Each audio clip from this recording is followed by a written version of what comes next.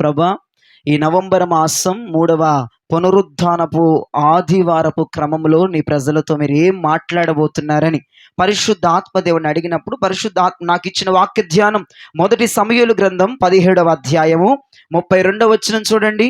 1 సమూయేలు గ్రంథం 17వ అధ్యాయము 32వ వచనము. ఈ ఫిలిష్తీయుని బట్టి ఎవరి మనస్సును కృంగ నిమిత్తము లేదు. చేతులెత్తి ప్రభుకు మంచి స్తోత్రం చెప్పండి. ఇక్కడ రాయబడిన మాట చాలా చక్కగా, నా వైపు చూడండి. బైబిల్లో చదివి సంవత్సరం అయిపోయింది. దేవునికి స్తోత్రం, హల్లెలూయా. ఇక్కడ బాలుడైనటువంటి దావీదు, చిన్న వయసులో బాలుడుగా ఉన్న దావీదు మాట్లాడుతున్న మాట ఎవరితో మాట్లాడుతున్నాడు? సౌలుతో మాట్లాడుతున్నాడు. సౌలు రాజుతో మాట్లాడుతున్నాడు. ఇజ్రాయేలును పరిపాలించే రాజుతో అంటున్న మాట ఏంటో తెలుసా? ఈ ఫిలిష్తీయుని బట్టి మీరు కృంగిపోవద్దు. దేవునికి మహిమ కలుగునగాక. ఈ ఫిలిష్తీయుని బట్టి మీరు కృంగిపోని అవసరం లేదు. ఈ ఫిలిష్తీయుని బట్టి మీరు కృంగాల్సిన అవసరం లేదని ఆయన స్వయంగా ఇజ్రాయేలు రాజ్యమును పరిపాలిస్తున్న సౌలు రాజుతో మాట్లాడుతున్న మాట. ఎవడైనా బాలుడైన దావీదు చిన్నవాడు మాట్లాడుతున్నాడు. దేవునికి స్తోత్రం కలుగునగాక. రాజు ముందు నిలబడి రాజుకే సవాలు విసిరి మాట్లాడుతున్నాడు.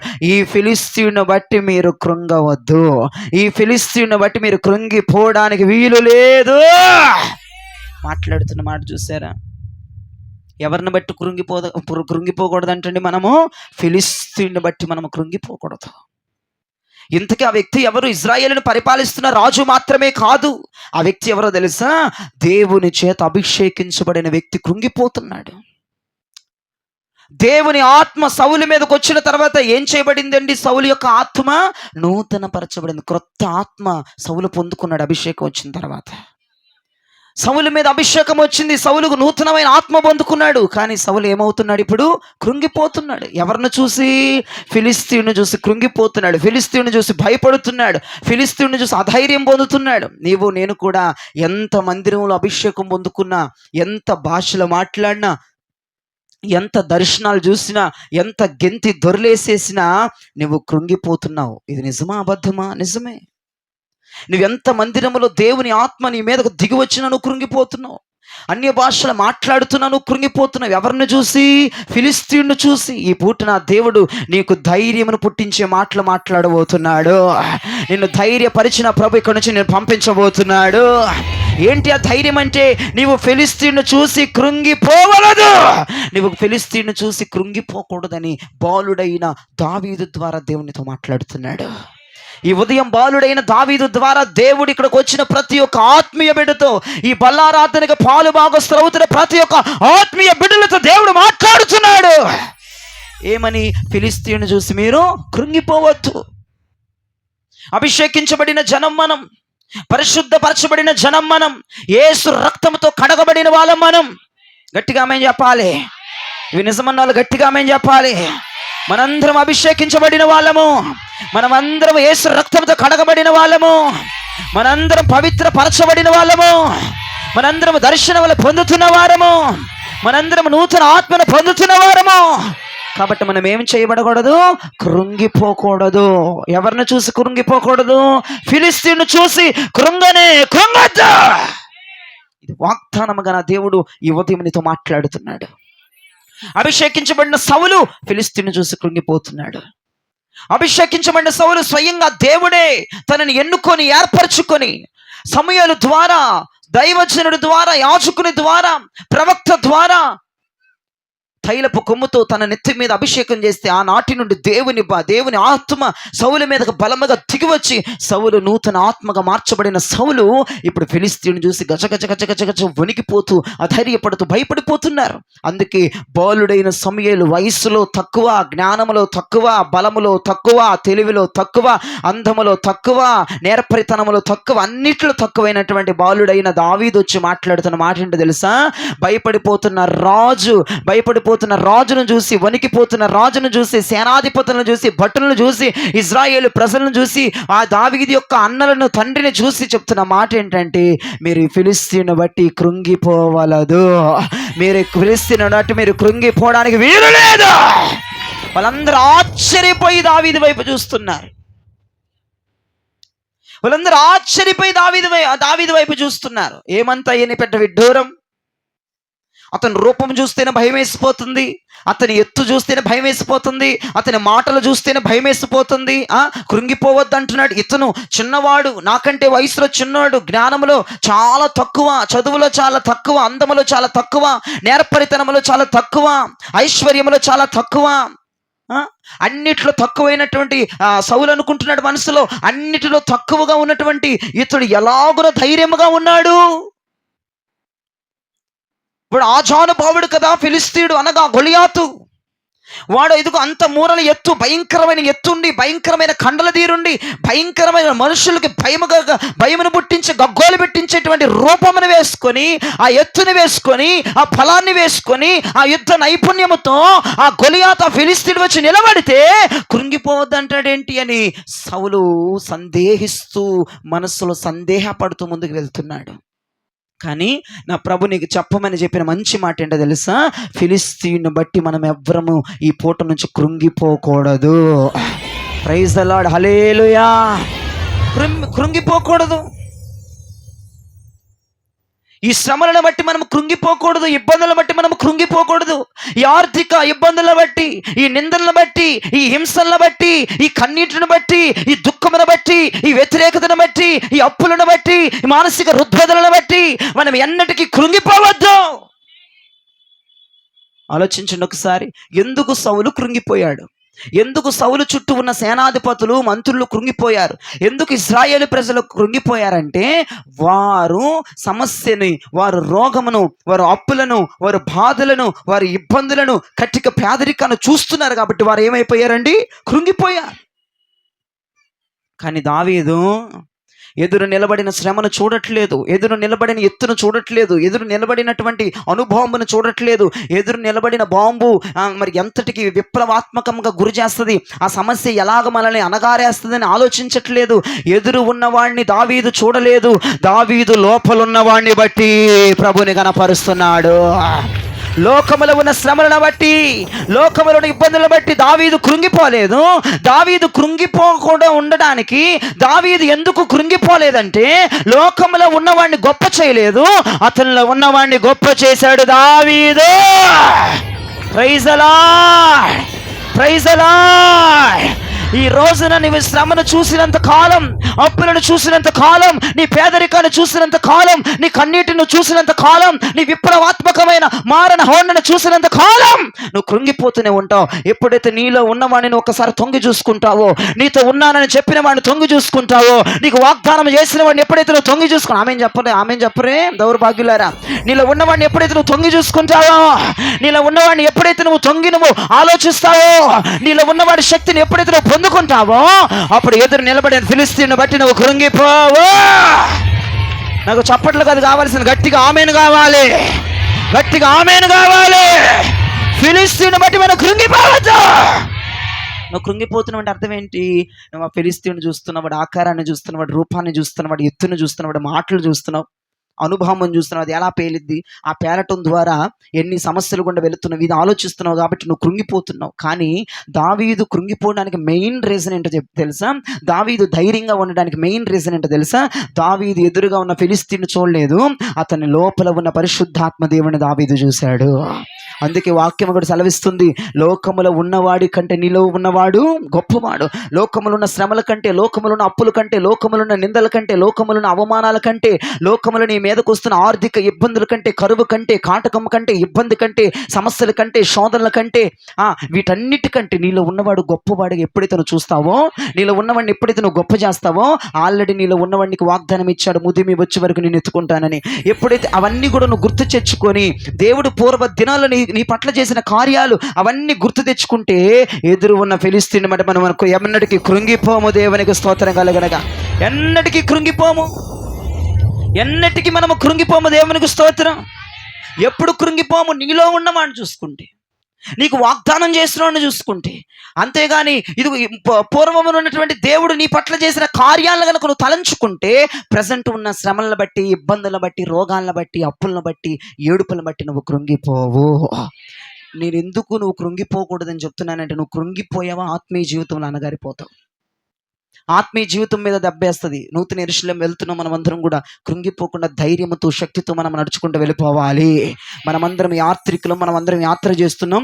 మనము కృంగిపోయామా ఆత్మీయ జీవితం పడిపోద్ది, కృంగిపోయామా భక్తి జీవితం పడిపోద్ది, కృంగిపోయామా ప్రార్థనా జీవితం పడిపోద్ది. అందుకే కృంగిపోకూడదని బాలుడైన దావీదు ద్వారా దేవుడి ఉదయం నీకు తెలియజేస్తున్నాడు. ఎందుకు కృంగిపోవద్దు అంటున్నాడంటే, నీ భక్తి, నీ ఆత్మీయ జీవితం, నీ ప్రార్థనా జీవితం, నీ విశ్వాస జీవితం, నీ సమర్పణ, ప్రతిష్ఠిత, వైరాగ్యాల జీవితాలు ఒక లీడ్గా, ఒక లిమిటెడ్గా వెళ్ళిపోవాలి నూతన యెరూషలేముకి. నువ్వు గనక కృంగిపోయావంటే భక్తి తగ్గిపోద్ది, భక్తి క్షీణించుకుపోద్ది. నువ్వే విషయాల్లో కృంగిపోతున్నావు ఒకసారి నువ్వు జ్ఞాపకం చేసుకో. నువ్వు కృంగిపోకుండా ఉండాలంటే పూర్వమందు దేవుడు నీ పట్ల చేసిన కార్యాలను తలుచుకోవాలి. నీ ముందు కనపడుతున్న శ్రమ, ఏదో ఒక శ్రమ తీసుకోండి. మీ కుటుంబంలో ఏ శ్రమ ఇప్పుడు ప్రజెంట్ నిన్ను ఏలుబడి చేస్తుందో దాన్ని ముందు పెట్టుకో. దాన్ని ముందు పెట్టుకొని దానిని బట్టి నువ్వు కృంగిపోవాల్సిన అవసరం లేదు. ఆల్రెడీ చాలామంది కృంగిపోతున్నారు. ఆత్మతో నింపబడిన వాళ్ళు ఇంకా భయంకరంగా కృంగిపోతున్నారు. ఏమండి, బయటికి కనపడరు కానీ ఆత్మతో నింపబడి అన్ని భాషలు మాట్లాడుతున్న వారు అసలు ఎలా కృంగిపోతారు నాకు అర్థం కాదు. సౌలులాగా ఎందుకు కృంగిపోతున్నారు? పరిశుద్ధాత్మతో నింపబడేవాడికి ధైర్యం రావాలి కదా. మన ప్రభు పిరికి ఆత్మ కాదు కదా మన మీదకు రప్పిస్తుంది, ఆయన ధైర్యపరిచే ఆత్మ కదా. ఎందుకు ఏడుస్తూ ఉన్నావు, ఎందుకు కృంగిపోతూ ఉన్నావు? కృంగిపోయి ప్రార్థనా జీవితం పతనమైపోతుంది, భక్తి జీవితం పతనమైపోతుంది, ఆత్మీయ జీవితం ఒక కొలిక్కి రావట్లేదు. జ్ఞాపకం చేసుకుని ప్రియదేవజనమా, ఈ పూట ఇక్కడ ఉన్నవారు ఎవ్వరు కృంగిపోవడానికి వీల్లేదు. నా దేవుని ధైర్యపరుస్తున్నాడు ఈ ఉదయం. ఏమన్నా తెలుసా, నీలో ఉన్నవాడిని నువ్వు చూసుకోవాలి, నీకు వాగ్దానం చేసినవాడిని చూసుకోవాలి. నేను నీతో ఉంటాను, నేను నీ పక్షమును ఉంటానని దేవుడు వాగ్దానం చేశాడు. ఆ వాగ్దాన మాటలు నువ్వు తలుచుకొని నువ్వు జ్ఞాపకం చేసుకోవాలి. నీలో ఉన్నవాడిని నువ్వు తొంగి చూసుకోవాలి. పూర్వమందు దేవుడు చేసిన కార్యాలను బట్టి నువ్వు తలంచుకొని, నాకు ఆమెను కావాలి చప్పట్లు కదా, గట్టిగా ఆమెను చెప్పాలి. చప్పట్లేమో టప్పా టప్పా మోగుతున్నాయి, గొంతులేమో నన్ను వస్తున్నాయి. గొంతులు తెరవాలి. మీరు చప్పట్లు కొట్టినా కొట్టకపోయినా గొంతులు గట్టిగా ఆమెను రావాలి. అసలు పురుషులు దేవునికి స్తోత్రం. అసలు పురుషుల వైపు నుంచి ఎప్పుడు స్తోత్రం గట్టిగా వచ్చింది కాక ఒక్కసారి పురుషులందరూ గట్టిగా ఆమెను చెప్పండి. మరి అది ఇందాకలంటే సరిపోద్ది కదా. ఒక్కసారి స్త్రీలందరూ గట్టిగా ఆమెను చెప్పండి. పురుషులు అనుకుంటారు మా దేవుందని మేము మట్టి మోకాలం, వీళ్ళు ఎముకలు, వీళ్ళు గట్టోళ్ళు కనుక వీళ్ళు గట్టిగా మాట్లాడతారు. మేము మట్టి మొహాలం, పేడ మొహాలం, పెడత మొహాలం. అంతేనా? దేవుడు పురుషుల్ని స్వయంగా ఆయన చేతులతో చేశాడు. దేవునికి స్తోత్రం చెప్పండి. స్వయంగా మనల్ని ప్రభు చేశాడు. వీళ్ళనేముంది బోడి, పురుషులు పక్కటెమును తీసి చేసేసాడు, స్త్రీ అయిపోయింది సీను. కానీ పురుషులకి చాలా టైం తీసుకున్నాడు దేవుడు. మట్టిని తీసుకుని చక్కగా రూపురేఖలు, అందుకే టాపిక్ అంతా డైవర్ట్ చేసేస్తున్నారు పురుషులు. నా టాపిక్ ఈరోజు కృంగిపోవద్దు, కానీ మట్టి దగ్గరికి వచ్చాను నేను. వీళ్ళు మామూలు వాళ్ళు అనుకున్నారు గట్టిగా మట్టి ఎంత మట్టి ఆ మట్టి అంటే మామూలు కాదు, మా మట్టి దేవుడి చేతిలో పడిన మట్టి, మేము నేల మీద ఉన్న మట్టిము కాదన్న వాళ్ళు గట్టిగా స్తోత్రం చెప్పండి పురుషులు. ఏమైందిరా బాబు మీకు? దేవుని చేతిలో పడిన మట్టిలో అయితే గట్టిగా ఆమెను చెప్పండి. వాళ్ళకి ఇందాక అర్థం కాలేదు. వినగలిగిన చెవులు మీ అందరికీ ప్రభు అనుగ్రహించును గాక. పురుషులకు మాత్రమే ప్రభు అనుగ్రహించును గాక. స్త్రీలు ఎట్లాగో పరిగెడతారు. దేవునికి స్తోత్రం. ఈ ఎముకు తక్కువ గుద్దు చచ్చూరుకుంటారు. మీరు అర్థమవుతుందా? మట్టి మొహాలారు చక్కగా గట్టిగా ప్రభుకు స్తోత్రం చెప్పాలి. నువ్వు నేల మీద ఉన్న మట్టివి కాదుగా, బంక మట్టివి, బురద మట్టివి, ఆ మట్టివి ఈ మట్టివి కాదుగా, దేవుని చేతిలో పడిన మట్టిలో మనమందరం కూడా. కాబట్టి దేవుని చేతిలో, ఇప్పుడు కూడా ఆమె స్లోగా చెబుతున్నారు పురుషులు. ఎంత ఊరు నాయన, ఏసయ్యా ప్రభా నన్ను క్షమించయ్యా, నా కోపంను కంట్రోల్ చేయి ప్రభా, బిడ్డలను కరుణించు, వాళ్ళని బలపరుచు నాయన. ఇప్పుడు కూడా ఆమె చెప్పట్లేదు ప్రభా, నా సహనమును పరీక్షిస్తున్నారు నాయన. ఇంకోసారి చెప్పొచ్చుగా. ఎందుకు చెప్పావు ఆమె? నీకన్నా తెలుసా?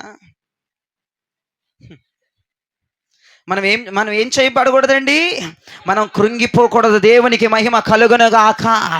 మనం కృంగిపోకుండా ఉండాలంటే ఏం చేయాలి? మనలో ఉన్నవాడిని మనం చూసుకోవాలి. పూర్వమందు దేవుడు మన పట్ల చేసిన కార్యములను మనం చూసుకోవాలి. Praise the Lord. Hallelujah, hallelujah. కృంగిపోవద్దు. నీలో ఉన్నవాడు లోకములో ఉన్నవాడి కంటే గొప్పవాడు. పక్కన వాళ్ళకి చెప్పండి, శాఖండి ఇచ్చి, నీలో ఉన్నవాడు లోకములో ఉన్నవాడి కంటే గొప్పవాడు అని చెప్పండి. ఇప్పుడు నా వైపు చూడండి, ఒక 4 సందర్భాలు చెప్తాను నేను. అసలు ఎందుకు మనం కృంగిపోతున్నాం? బహువచనం వాడాను, ఏకవచనం వాడతాను. ఎందుకు నీవు కృంగిపోతున్నావు? ఎందుకు నీవు కృంగిపోతున్నావు? ఒక 4 విషయాలు. నువ్వెందుకు కృంగిపోతున్నావు, అసలు ఎలాంటి కృంగుదల నీకు వస్తుందో 4 విషయాలు నేను చెప్తాను. దానికి విరుగుడు కూడా నేను ఇస్తాను ఈ పూట. విరుగుడు ఇవ్వకుండా పంపించకూడదు కదా. నువ్వు ఎందుకు కృంగిపోతున్నావు, ఏ శ్రమల్లో కృంగిపోతున్నావు, దానికి విరుగుడు ఎంతో కూడా ఆ 4 సందర్భాలు, నువ్వు కృంగిపోయే సందర్భాలు చెప్తాను. ఆ కృంగిపోయే సందర్భాలకు విరుగుడు కూడా ఇస్తాను. ఆ విరుగుడు తీసుకోండి. కృంగిపోకుండా ధైర్యంగా ఇక్కడి నుంచి మనం వెళ్దాం. దేవునికి స్తోత్రం కలుగునగాక. హల్లెలూయా. ఎందుకు మనం కృంగిపోతున్నాము? కీర్తన 40వ కీర్తన 12వ చరణం ఒక్కసారి చూడండి. 40వ కీర్తన 12వ చరణం ఒక్కసారి చూడండి అమ్మా. లెక్కలేని అపాయములు నన్ను చుట్టుకున్నాయి. నా దోషములు నన్ను తరిమి పట్టుకొనగా నేను తల ఎత్తి చూడలేకపోతున్నాను. లెక్కకు అవి నా తల వెంట్రుకలకు మించి ఉన్నవి. నా హృదయము అధైర్యపడి ఉన్నదంటే అర్థం ఏంటి? కృంగిపోయి ఉన్నది. చేతులది ప్రభువుకు స్తోత్రం చెప్పండి. ఇక్కడ కీర్తనకారుడు కృంగిపోయాడు, అధైర్యపడుతున్నాడు. ఎందుకు? అది దేవునికి మహిమ కలుగునగాక. నీ దోషాలను బట్టి అసలు నువ్వు ఎందుకు కృంగిపోతున్నావు అంటే, నీ దోషాలు నిన్ను కృంగిపోయేటట్లు చేసేస్తాయి. నువ్వు చేసే పాపాలు, నువ్వు చేసే అతిక్రమాలు శ్రమలలో నిన్ను కృంగిపోయేటట్లుగా చేస్తాయి. చాలా మంది మన విశ్వాసాలు నా దగ్గరకు వచ్చి, అయ్యగారు అసలు ఏం చేయాలో నాకు అర్థం కావట్లేదు బాబు. చాలా మంది నాకు వచ్చి బోల్డ్ మంది నాకు చెప్తారు ఈ మాటలన్నీ. మన చర్చిలోని చాలా మంది గొంతులోంచి నేను విన్న స్వరం అది. అసలు ఏం అర్థం కావట్లేదు, మా జీవితం ఏమైపోతామో అని భయం వేసిపోతుంది, మా కుటుంబం ఏమైపోతుందో భయం వేసిపోతుంది. నాన్న ప్రార్థనలో పెట్టండి. అసలు ఏంటో మా పరిస్థితి అర్థం కావట్లేదు, అసలు అర్థమే కావట్లేదు. కృంగిపోతున్నావు. ఎందుకు తెలుసా? ఎందుకు నీకు ఆ నీరసం వస్తుందో తెలుసా? ఎందుకు కృంగిపోతున్నావో తెలుసా? నీవు చేసిన దోషాలు, నీవు చేసిన పాపాలు ఇంకా ఏవో ఉన్నాయి. నువ్వు చేస్తున్న పాపాలు, అతిక్రమాల దోషాలు ఇంకేమో ఉన్నాయి కాబట్టి అవన్నీ కూడా శ్రమల్లో నిన్ను కృంగదీసేస్తున్నాయి. జ్ఞాపకం చేసుకో, అవన్నీ కృంగదీసేస్తున్నాయి. నువ్వు చేసిన అతిక్రమాలు, నువ్వు చేసిన పాపాలు, నువ్వు చేసిన దోషాలన్నీ కూడా ఫిలిస్తీయుడు వచ్చి ముందు నిలబడినప్పుడు నేను ధైర్యంతో ఉండనివ్వకుండా నువ్వు చేస్తున్న అక్రమాలన్నీ కూడా నిన్ను కృంగదీసేస్తున్నాయి. అసలు నీ నోట్లోంచి వస్తున్న మాటలు ఎలా ఉంటాయి అంటే, ఒక వ్యక్తి నీరసముతో నింపబడేటట్లుగా ఉంటాయి నీ మాటలు. అసలు ఏంటి నా బ్రతుకేంటి, నా జీవితం ఏంటి? ఎందుకు కృంగిపోతున్నావు నీవు? నీ పాపములను బట్టి నువ్వు కృంగిపోతావు, నీ దోషాలను బట్టి నువ్వు కృంగిపోతావు, నీ అవిధేయతలను బట్టి నువ్వు కృంగిపోతావు. జ్ఞాపకం చేసుకోండి, అదే పాపమే లేకుండా, అదే దోషమే లేకుండా, అదే అక్రమములే లేకుండా, అవే అధేయతే లేకుండా, అవిధేయతే లేకుండా ఉన్నావంటే కృంగిపోము. దేవునికి స్తోత్రం కలుగునగాక. ధైర్యంగా శ్రమను ఎదుర్కోగలిగిన కృప నా ప్రభు మనందరికి అనుగ్రహించునుగాక, మనందరికి ప్రభు ఇచ్చునుగాక. మనం ఎందుకు కృంగిపోతున్నామంటే దోషాలు. ఎవరి దోషాలండి? బయట వాళ్ళ దోషాలు కాదు. ఏ దోషాలు? ఏకవచనం మాట్లాడాలి. ఏ దోషాలు? నీ దోషాలను బట్టి నువ్వు కృంగిపోతున్నావు అంటే అర్థం ఏంటి? మాకు ఏం అర్థం కావట్లేదు అయ్య గారు, మా జీవితం ఏంటి అసలు ఏం అర్థం కావట్లేదు అయ్య గారు అంటున్నాడు. అర్థం ఏంటి? నీ దోషాలు, నీ పాపాలు, నీ అతిక్రమాలు నిన్ను కృంగదీసేస్తున్నాయి నిన్ను. కానీ వాగ్దానం ఏంటో తెలిసి ఈరోజు నువ్వు కృంగిపోకూడదు. దేవునికి స్తోత్రం కలుగునగా. వాగ్దానం అయితే నువ్వు కృంగిపోకూడదు, కానీ నువ్వు కృంగిపోతున్నావు. ఈరోజు దేవుడు చేస్తున్న వాగ్దానం ఏంటి? నువ్వు కృంగిపోవడానికి వీలు లేదు. ఈ ఫిలిస్తీను బట్టి, ఈ శ్రమను బట్టి, ఈ రోగమును బట్టి, ఈ అప్పును బట్టి, ఈ ఆర్థిక ఇబ్బందిని బట్టి, ఈ తిండి లేని తనాన్ని బట్టి, ఈ పేదరికాన్ని బట్టి నువ్వు కృంగిపోవడానికి వీలు లేదు అనేమో దేవుడు వాగ్దానం చేస్తుంటే మనం ఏం చేస్తున్నాము? నువ్వేం చేస్తున్నావు? కృంగిపోతున్నావు, అధైర్యపడుతున్నావు. ఎందుకు కృంగిపోతున్నావు చెప్పనా? నీ పాపాలు, నీ దోషాలు, నీ అతిక్రమాలే నిన్ను కృంగదీస్తున్నాయి. ప్రియ దైవజనం, ఈ రోజున మరి కృంగిపోకుండా ధైర్యముగా ఉండాలంటే ఏం చేయాలి? నా పాపములు, నా దోషములు, నా అతిక్రమములు పోవాలంటే ఏం చేయాలంటే, ఈ రోజు నీ వాక్యము చూసామా? 1 సమూయేలు 17:32 చూసామా? పచ్చబొట్టి మాదిరి, చెరగని పచ్చబొట్టి మాదిరి హృదయంలో ముద్రించుకోవాలి. దేవునికి స్తోత్రం. లేదంటే పెద్దగా ఫ్రేమ్ చేసుకొని, ఫ్రేమ్ పెద్దగా నీ బెడ్రూమ్లో పెట్టుకో, పెద్దగా ఇంత పెద్ద ఫ్రేమ్ చేసుకొని చూడంగానే నీకు ధైర్యం వచ్చేయాలి. లేదంటే చెరగని పచ్చబొట్టి మాదిని గుండెల్లో ముద్రించేసుకో, ఏదన్నా చెయ్యి, కానీ ఈ వాగ్దానం నీ జీవితంలో నెరవేరాలి. శ్రమ వచ్చినప్పుడు, ఇబ్బంది వచ్చినప్పుడు, ఫిలిస్తీయుడు వచ్చినప్పుడు, గొలియాతు వచ్చినప్పుడు ఎలా ధైర్యపరచబడాలో నువ్వు ప్రయత్నాలు చేయాలా. నీలో ఉన్నవాడిని చూసుకోవాలా, పూర్వం దేవుడు చేసిన కార్యాలను చూడాలా, ప్రజెంట్ దేవుడు నిన్ను కాచి కాపాడుతున్న సిచ్యువేషన్ చూడాలా. అంతేగాని ఆ శ్రమని, ఆ రోగాన్ని, ఆ ఆకారాన్ని, వాడి యొక్క మాటలు మనం చూసి కృంగిపోకూడదు. నువ్వు కృంగిపోతున్నావంటే అర్థం ఏంటి? ఎక్కడో నీ దోషాలు, ఎక్కడో నీ పాపాలు, ఎక్కడో నీ అతిక్రమాలు ఇంకా బ్రతికే ఉన్నాయని లెక్క.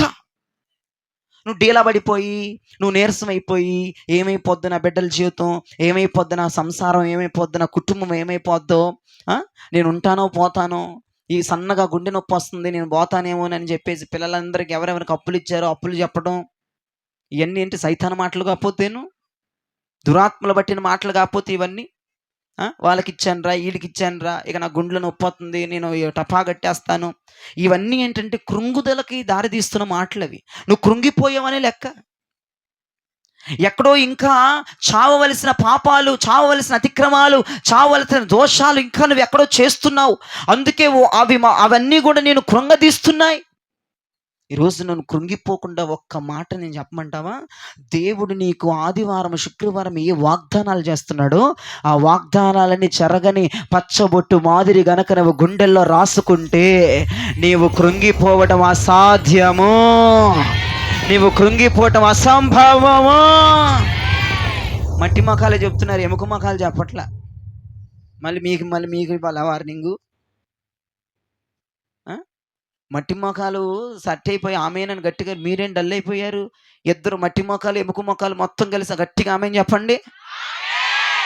ఇది గట్టిగా కలిస్తే అమ్మయ్య మమ్మల్ని గట్టోళ్ళు అన్నారని చక్కగా కూర్చున్నారు అప్పలంగా 3 ఫ్యాన్ల కింద. వాళ్ళకి పాపం ఏమీ లేవు. కానీ ఆ మట్టి దేవుని చేతులు ఉందన్న నిరీక్షణ వాళ్ళకు ఉంది. దేవునికి అంతేనయ్యా? అంతేనా కాదా? మాకు ఫ్యాన్లు లేకపోయినా పర్లేదు అయ్యగారు, మేము దేవుని చేతులు ఉన్నామన్న వాళ్ళు పురుషులు స్తోత్రం చెప్పండి. కాబట్టి మీరు ఏం చేస్తారంటే, అమ్మ ఎముక మొక్కలారా గట్టిగా ఆమెను చెప్పండి. మిమ్మల్ని ఏం మాట్లాడట్లేదని కూర్చోబాకండి. అర్థమవుతుందా? మీ గొంతులు కూడా పెరగాలి. వాళ్ళకంటే అసలు ఎక్కువ మీ గొంతులే వస్తున్నాయి. దేవునికి స్తోత్రం కలుగునుగాక. చెరగని పచ్చబొట్టు మాదిరి ఈరోజు చెప్పిన వాగ్దానం గనక నీ గుండెల్లో అలా అతుక్కుపోయి ఉంటే గనక, అలా ముద్రించబడి ఉంటే గనక, ఖచ్చితంగా కృంగిపోకుండా నా దేవుడు నీకు శ్రమల్లో ఫిలిస్తీయుడి దగ్గర ధైర్యం ఇచ్చి నా ప్రభుని నిలబెడతాడు. హల్లెలూయా, హల్లెలూయా. ఇక రెండో విషయం, ఎందుకు మనం కృంగిపోతాం అంటే 30వ కీర్తన 7వ చరణాన్ని చూడండి అమ్మా. 30వ కీర్తన క్రొత్త నిబంధనలో ఉంటుంది చూడండి. యెహోవా 30వ కీర్తన 7వ చరణమా. యెహోవా దయ కలిగి నీవే నా పర్వతమును స్థిరపరిచితివి, నీవే నా పర్వతమును స్థిరపరిచావు, నీ ముఖమును నీవు దాచుకునినప్పుడు నేను కలత చెందాను. చాలండి. కీర్తనకారు నా వైపు చూడండి. చదివి సంవత్సరం ఏందని చెప్పాను. కీర్తనకారుడు ఏమంటున్నాడు ఇక్కడ? నీ ముఖాన్ని దాచుకున్నావు కాబట్టి నేనేం చెందాను? ఇప్పుడు కృంగిపోయాను. కలత చెందడం మన భాషలోకి రండి. ఏం చెందాము మనందరం కూడా? ఎవరు కృంగిపోయారంటే అక్కడ దేవుని ముఖము దాచుకున్నాడు. దేవుడు ఏం చేశాడండి? ఆయన ముఖాన్ని దాచుకున్నాడు. అప్పుడు దావీదు ఏం చెందుతున్నాడు? అందరూ చెప్పాలి, ఎముక ముఖాలు చెప్పాలి. ఏం చెందుతున్నాడు దావీదు? కృంగిపోతున్నాడు. ఎందుకని కృంగిపోతున్నాడు? ఈ వాక్యం అందరికీ కాదు ఈ మాట. రెండో మాట కొందరికి, చర్చిలకు రానోళ్ళకి కాదు ఈ మాట. అర్థమైందా? దేవుని ముఖాన్ని ప్రతిరోజు చూసే వాళ్ళకి ఈ మాట, మందిరానికి మానకుండా వచ్చే వాళ్ళకి ఈ మాట, శుద్ధీకరణలకు వచ్చే వాళ్ళకి ఈ మాట. ఏంటో తెలుసా? దేవుని ముఖం అంటే ఇలా కనపడకపోతే వీళ్ళు కృంగిపోతారంట. ఏముంది, మానేసి తిని కూర్చునే వాళ్ళకి ఇళ్ళల్లో వాళ్ళకేం కృంగుదల ఉంది? ఆదివారం చర్చికి రాపోయినా పర్లేదు, శుక్రవారం రాపోయినా పర్లేదు, శుద్ధీకరణకు రాపోయినా పర్లేదు, ఆడి చొప్పునతోడు బళ్ళు ఇచ్చేస్తాడు. ఎందుకంటే ఇక చివరి 2 నెలలు కదా, ఇంకా కనికరం ఎక్కువ మా గారికి. కాబట్టి 3 పూటలు తినేసి నా పని నేను చేసుకున్న హాయిగా కూర్చుందామని వాళ్ళకి కాదు. వాళ్ళు ఏం కృంగిపోలేదు. వాళ్ళు బాగానే ధైర్యంగా ఉన్నారు. ఎవరు కృంగిపోతున్నారో తెలుసా?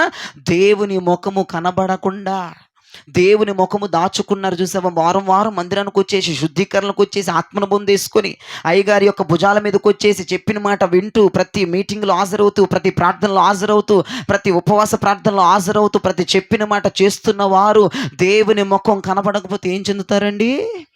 కృంగిపోతున్నారు. దేవుని ముఖం కనపడట్లేదని కృంగిపోతున్నారు. ఇంతకు దేవుడు ఎందుకు మొహం దాచుకున్నాడు? యెషయా ప్రవచన గ్రంథంలో చెప్తున్నారు ఆ మాట చూడండి. అసలు దేవుడు మొహం దాచుకోవడానికి గల కారణం ఏంటి? 54:8 చూడండి. యెషయా ప్రవచన గ్రంథం 54వ అధ్యాయము 8వ వచనం చూడండి. మహోద్రేకము కలిగి నిమిష మాత్రము నీకు విముఖుడనైతిని నిత్యమైన కృపతో నీకు వాత్సల్యము చూపుతాను. దేవునికి స్తోత్రం కలుగునగాక. మళ్ళొక్కసారి చదువమ్మా, మళ్ళొక్కసారి చదువు. మహోద్రేకం అంటే కోపము. ఏంటిదండి? నా వైపు చూడండి, అయిపోయింది. ఏంటిది? కోపం. దేవుడు కోపం వచ్చిందంట. దేవుడు ఏం చేస్తున్నాడు? ఓయమ్మో, దేవుని కోపం వస్తే దేవుడు ఏం చేస్తున్నాడు? గట్టిగా చెప్పాలి. ముఖాన్ని దాచుకుంటున్నాడు. నిన్ను శపించవచ్చు, నిన్ను ఏదో ఒకటి చేయొచ్చు, కానీ దేవుని కోపం వస్తేనంటే ఆయన ముఖాన్ని దాచుకుంటాడంట. ఒక విషయం చెప్పనా? నువ్వెందుకు కృంగిపోతున్నావంటే నువ్వు దేవునికి కోపం తెప్పించే పనులు చేస్తున్నావు కాబట్టి ఫిలిష్తీయుడు గనపలంగానే కృంగిపోతున్నావు. అర్థమవుతుందా భక్తులారా? నువ్వెందుకు కృంగిపోతున్నావని మాటకొస్తే నువ్వు దేవునికి కోపము తెప్పించి ఆయాసపరుస్తున్నావు కాబట్టి అన్ని విషయాలు ఏంటో అయ్యగారు, ఏమో అమ్మగారు, ఏమో పుల్లమ్మ, ఏమో ఎల్లమ్మ అనుకుంటా, ఏమో అర్థం కాదు, నీ జీవితం నీకు అర్థం కాదు. ఇక ప్రభు రాకడ వచ్చేంతవరకు నీ జీవితం అర్థం కాదు, నీ సంసారం నీకు అర్థం కాదు. పెళ్ళయి 25-30 సంవత్సరాలు ఏంది, ఇంకా నీ సంసారం నీకు అర్థం కావట్లేదంటే మరి నువ్వు చూసుకో, ఎంత కృంగిపోతున్నావో చూసుకో. ఆలోచించండి ఒకసారి. దేవునికి కోపం తెప్పించే పనులు ఎక్కడో ఏవో ఉన్నాయి, దేవునికి ఆయాసం పెట్టే పనులు ఎక్కడో ఏవో ఉన్నాయి కాబట్టి దేవుడు తన ముఖాన్ని దాచేసుకుంటున్నాడు. ఇక్కడ అదే మాట్లాడుతున్నాడు ఆయన. అసలు దేవుని ముఖం ఎందుకు దాచుకోవాల్సి వచ్చిందంటే దేవునికి మనము కోపం తెప్పించేస్తున్నాం. మాటి మాటికి ఏదో ఒక విషయంలో దేవుని కోపం తెప్పిస్తున్నాం. నీ ఈగో పక్కన పెట్టమ్మా, సోది. నీగో పక్కన పడేసి దేవుడు ఏ విషయాల్లో బాధపడుతున్నాడో, ఏ విషయంలో ఆయన కోపం వస్తుందో ఆ విషయాలని కట్ చేసాయి ఈరోజు.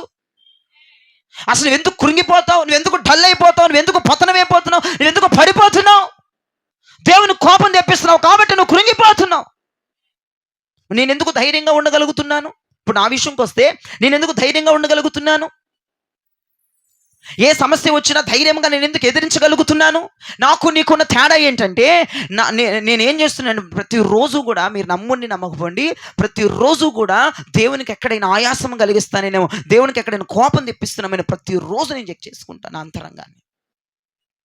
నా మాట ద్వారా కావచ్చు, నా చూపు ద్వారా కావచ్చు, నా ప్రవక్తన ద్వారా కావచ్చు, ఇక్కడే కాదు ఇంటి దగ్గర కూడా, గదిలో నేను ప్రార్థన చేస్తున్నప్పుడు, ప్రభా నేను ఏమన్నా నీకు కోపం తెప్పించానా? దేవుని ముఖాన్ని చూస్తూ ఉంటా, ఆయన ముఖం దాచుకున్నాడు అన్న భయం నాకు. దేవుని ముఖం దాచుకున్నట్టు నాకు కనపడిందంటే నాకు ఇంక మొదలైపోద్ది, కృంగుదల వచ్చేస్తుంది. దేవుని కృపను బట్టి నాకు ఏమో కృంగుదల రాకుండా, ప్రభు ముఖము నాకు ఆ విముఖుడు అవ్వకుండా, ప్రభు నాకు ఎప్పుడు అలా ఎల్లకాలం కనపడుతున్నాడు కాబట్టి ప్రత్యక్షతలు నీ దగ్గరికి నేను తేగలుగుతున్నాను. ఆయన ముఖం దాచుకుంటే వాక్యాలు నీ దగ్గరికి నేను తేలేను. నమ్మిన లామేం చెప్పండి గట్టిగా. కాబట్టి మీరు జ్ఞాపకం చేసుకోండి, నువ్వు కృంగిపోతున్నావు అంటే అర్థం ఏంటి? ఫిలిష్తీయుని చూసి కృంగిపోతున్నావు, శ్రమలను చూసి కృంగిపోతున్నావు, అప్పులను చూసి కృంగిపోతున్నావు, బాధలను చూసి కృంగిపోతున్నావు, వాళ్ళు అనే మాటలను బట్టి కృంగిపోతున్నావు, మనుషులు దూషించే దూషణలు బట్టి కృంగిపోతున్నావు, అవమానించబడుతున్నావు, డేలా పడిపోతున్నావు, ఏడుస్తున్నావు అంటే అర్థం ఏంటి? నువ్వు దేవునికి కోపం తెప్పిస్తున్నావు. అవును, నువ్వు దేవునికి కోపం తెప్పిస్తున్నావు కాబట్టే, నువ్వు దేవుణ్ణి ఆయాస పెడుతున్నావు కాబట్టే. ఆలోచించు, ఈ వేళ్ళన్నీ నీ వైపు తీసుకుని ఆలోచించు, నువ్వెందుకు కృంగిపోవలసి వస్తుంది? అమ్మాయి వాళ్ళు ఎందుకమ్మా చర్చికి రాలేదంటే ఆమె ఏదో ఒక మాట అందండి, అందుకే మనకు బాధేసి నేను రాలేదండి. దేవుడు నీలో ఉంటే, నీలో ఉన్నవాడు గొప్పవాడైతే, నీలో ఉండి కార్యములు జరిగించేవాడైతే నువ్వెందుకు కృంగిపోతున్నావు? నువ్వెక్కడో దేవునిని గాయపరుస్తూ, ఎక్కడో దేవునికి కోపం తెప్పిస్తున్నావు కాబట్టి ఎవ్వరు ఏ మాట అన్నా సరే కృంగిపోతున్నావు. నీకు ఒక విషయం చెప్పనా? నా సేవా జీవితంలో 13 సంవత్సరాల సేవా జీవితంలో ఎన్నో మాటలు నేను విన్నాను, వినకూడని మాటలు నేను విన్నాను. నా కుటుంబాన్ని కూడా తిట్టారు చాలామంది.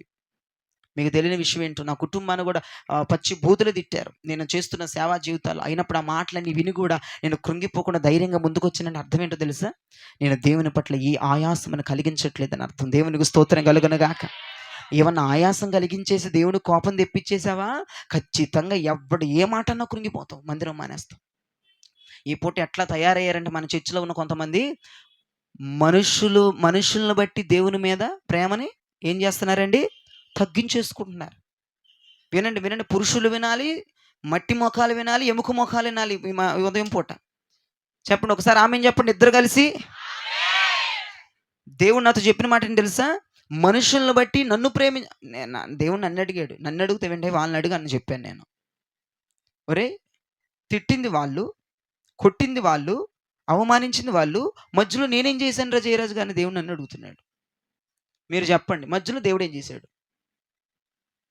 అన్నం తింటాం మానేస్తున్నావా? అబ్బాబ్బా, దమ్ బిర్యానీ. మళ్ళీ అన్నం తింటాం మానేస్తారా? పోనీ మానేయరు.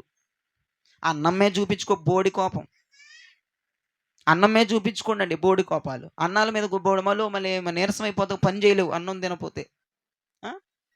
అలుగుతావు బలుగుతావు, ఏదో ఒక ముద్ద తింటావు. దేవుడు అడిగిన మాట తెలిసి నా నరాలు కట్టయిపోయినాయి. మనుషులు తిట్టి మనుషులు దూషిస్తే నా మీద ఎందుకు ప్రేమ తగ్గిపోతుంది? వాళ్ళకి ప్రార్థన ఎందుకు చేయట్లేదు? మందిరాలకు ఎందుకు రావట్లేదు? ఎవరికో దేవుడు సూటిగా మాట్లాడుతున్నాడు ఈ ఉదయం పూట. చంప చెల్లుమంటుంది వాళ్ళకి. చాలామంది మన సంఘంలో ఉన్న వారిని డైరెక్ట్గా చెప్తున్నాను, వాళ్ళ పేర్లు చెప్తే పరువులు పోతాయి. మందిరములు ఎవడో ఏదో అన్నాడని, ఎవరో సుబ్బమ్మ ఎల్లమ్మ పుల్లమ్మ ఏదో అందని మందిరాలకు రాకుండా ప్రార్థనా జీవితాన్ని ఎవరు నష్టపోతారండి? చివరికి తుదికి ఎవరు నష్టపోతారు చెప్పండి? మీరు చెప్పండి ఒక మాట. అమ్మా, బహువచనం మాట్లాడదు దయచేసి, ఏకవచనం మాట్లాడండి. ఎవరు నష్టపోతారు? ఆ విషయం నీకెప్పుడు తెలిసింది? ఇప్పుడు తెలియదు. ఎప్పుడు తెలిసిద్ది? ఆగు కొన్నాళ్ళాగు, ఆ నష్టం ఏంటో పూర్తిగా నీకు కనపడుతుంది. ఆలోచించండి అండి. దేవుడేం చేశాడండి? దేవుడేం చేశాడండి? నాకు అర్థం కాదు. చర్చిలో ఎవరన్నా ఇప్పుడు సపోజ్ శ్రేష్ఠ అక్కని తీసుకుందాం, ఎవరన్నా ఏదో అందే అవమానేసింది. ఎందుకు రావట్లేదమ్మా అంటే ఆమె నన్ను ఇట్టాగ అందయ్యా. ఆమెవరమ్మా? దేవుడు అన్నాడా నిన్ను? ఆమెవరు? ఆమె నీకులాగా చర్చకొచ్చే అమ్మాయి, నీకులాగా వచ్చి కూర్చునేదే. ఆమంటే నువ్వు మా మందిరాలు మానేసి, ఆమంటే నువ్వు ప్రార్థనలు మానేసి, ఇదేంటి చండాలంగా? నీకు సిగ్గనిపించట్లేదా? దేవుడు ఏం చేశాడు మధ్యలో? అందుకే దేవునికి ఇలా కోపాలు తెప్పిస్తున్నావు కాబట్టి నువ్వు కృంగిపోతున్నావు. ఫిలిస్తీన్ను చూసి, గొలియాతును చూసి, శ్రమలను చూసి, ఇబ్బందులను చూసి కృంగిపోతున్నావు. అర్థం ఏంటి? నువ్వు దేవునికి భయంకరమైన కోపం తెప్పించేదానివి, కోపం తెప్పించేవాడివి. నువ్వు చేసే చండాలమైన పనులు అన్నాల మీద కోపాలు చూపించరు, కుటుంబస్తుల మీద కోపాలు రావు, దేవుని మీద కోపం. ఒక మాట చెప్పనా? ఒక మాట నా వైపు చూస్తూ వింటే మీకు మంచి మాటలు చెప్తా. నయోమి ఎవరి మీద కోపం, ఎవరి మీద విషం పెంచేసుకుంది, ఎవరి మీద చేదు పెంచేసుకుంది నయోమి? చూడాలి, చెప్పాలి. మీరు చెప్పలేకపోతున్నారు. నయోమి ఎవరి మీద విషం పెంచేసుకుంది, ఎవరి మీద చేదు పెంచేసుకుంది నయోమి? బైబిల్లో ఉన్న నయోమి, ఇక్కడ ఉన్న నయోమి కాదు. ఎవరి మీద చేదు పెంచేసుకుంది నయోమి? చెప్పాలి. నువ్వు చెప్తున్న మాట గట్టిగా చెప్పా మాట. ఎందుకు? చేసిందంతా ఆమె. వాళ్ళ భర్త ఎలేమేలకు, వాళ్ళ పిల్లలు, ఆమె రొట్టెల ఇల్లుని వదిలేసి, సమృద్ధిని వదిలేసి, బెత్లెహేమును వదిలేసి, అక్కడ కరువు వచ్చిందని చెప్పి మోయాబు దేశం వెళ్ళింది వాళ్ళు. అక్కడ భర్త చనిపోయాడు, బిడ్డలు చనిపోయాడు. ఆమె కావాలని వెళ్ళింది, కావాలని చేసుకుంది. ఎవరి మీద నేరం మోపుతుంది ఇప్పుడు? అమ్మో, సర్వశక్తుడు నాకు దుఃఖము కలిగించెను. పేలిపోద్ది మళ్ళీ. ఎవరో మధ్యవర్తి నిన్ను తిడతేనంటే దేవుడు నీకు దుఃఖము కలిగించాడు. పాపిష్టి జనమా. అసలు నయోమి మాటలకి అసలు నిజంగా కళ్ళు చెదిరిపోతున్నాయి నాకు. నీ భర్త నీవు కట్టగట్టుకొని, పిల్లలు కట్టగట్టుకొని వెళ్ళిపోయింది మీరు. నీ భర్తను చంపుకున్నావు, నీ బిడ్డలను చంపుకున్నావు. చేసిందంతా మీరు తప్పు. చేసిందంతా మీరు తప్పయి నాకు సర్వశక్తుడు దుఃఖం కలిగించాడు. నేను ఇక్కడ నుంచి నన్ను సమృద్ధిగా పంపించాడు. ఇప్పుడు ఏమీ లేని దానికి తీసుకొచ్చాడు. రేపటి రోజున భక్తులారా, మీరు ఈ మాటలు మాట్లాడాల్సి వచ్చిద్దేమో గమనించండి. సమృద్ధిగా ఉన్న మీరు రేపటి రోజున ఏమీ లేని వారుగా మారిపోతారేమో గమనించండి. దేవుడిని ఆయాస పెట్టి, దేవుడిని కోపం పెట్టిస్తే ఇలాగే ఉంటే పనులు. నయోమి అంటున్న మాటలు చూడు. మళ్ళీ రేపటి రోజున ఈ నష్టాన్ని అంతటికి ఎవరిని లాక్కొస్తారు? రేపటి రోజున దేవుడిని లాక్కొస్తారు. ఏం చేశాడు దేవుడు? నాకు మందిరాలకు పోతున్నాను, వారం పోతున్నాను అంటే నువ్వు కోపం తెప్పించే పనులు మానుకో. మందిరాలకు వచ్చేస్తే కుదరదు అక్కడ సీను. వారం వచ్చేసి, వారానికి 2 సార్లు వచ్చేసి శుద్ధీకరణలకు వచ్చేసి కుదరదు. దేవుని కోపం తెప్పించే పనులు మానుకో. అప్పుడు నీలో కృంగుదల రాదు. నా దేవుడు నిన్ను ధైర్యపరిచి ముందుకు నడిపిస్తాడు. నా దేవుడి లోకములో ధైర్యముగా నేను వాడుకొని నడిపిస్తాడు ఆయన. ఈ రోజున ఎట్టి పరిస్థితుల్లో కృంగుదల నీ వద్దకు రానివ్వద్దు. కృంగుదల రావనివ్వద్దు అంటే మీరు వెంటనే చాకచక్యంగా చెప్పనగానే చెప్పాలి, దేవునికి కోపం తెప్పించకూడదు.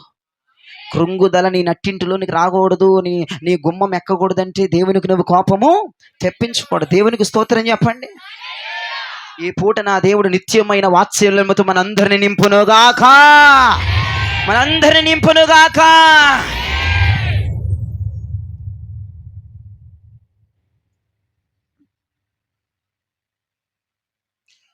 ఒకరోజు సౌలు దైవజనుడు వచ్చిందాక ఆగలేకపోయాడు. నా వైపు చూడొచ్చు, మీరేం బైబిల్ తీయక్కర్లేదు. ఒకరోజు సౌలు దైవజనుడు సమయంలో వచ్చిందాక బలివ్వద్దు, నేను వచ్చినాక బలిస్తాను, నేను వచ్చినాక ప్రార్థన చేసి బలిస్తాను అని సమయాలు చెప్పాడు అక్కడ దైవజనుడు. ఈయనేమో ఆగకుండా బలిచ్చేసేసాడు. బలిచ్చేస్తే చాలా జాగ్రత్తగా వినాలి.